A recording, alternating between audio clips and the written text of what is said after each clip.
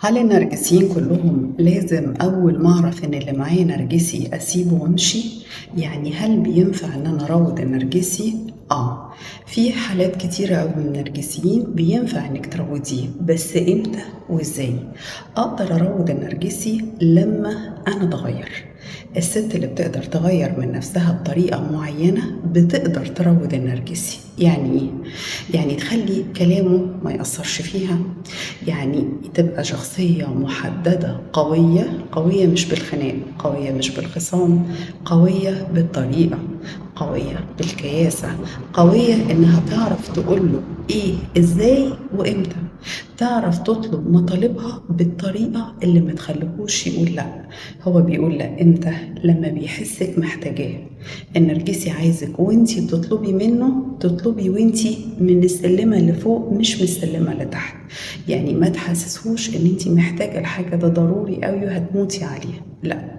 لما عاوز حاجة احسسه ان انا ده عايزين نجيبه هينفع، مش لازم اقول ان انا عايزاه جدا. تمام. بيتم ترويض النرجسي لما بتمسكي عليه اكتر من خطأ وبيبتدي ينهار، لانه بينهار عشان الضحية تفضل قاعدة معاه. وقتها بتعرفي تفوضيه كويس قوي. بيتم كمان ترويض النرجسي لما بتعرفي احتياجاته ايه وهو عايز منك ايه، وبتبتدي تفهميه بطريقة غير مباشر. هتبقى كويس، هبقى كويسة معاك. العكس صحيح. يعني تقدري تروضيه، تقدري، بس لما انتي تتغيري.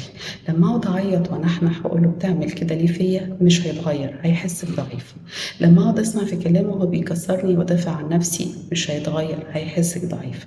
لما تبقي بتعملي حاجة في حياتك وناجحة فيها، وقتها هتعرفي تتعاملي معاه صح، وتعرفي تروضيه صح، وتعرفي تعملي بينك وبينه سور بحيث انه ما يأذيكيش لا بكلامه ولا بأفعاله. لما تبقي واثقة من نفسك وعارفة انها خياناته دي لعلة فيه مش لعلة فيكي انتي،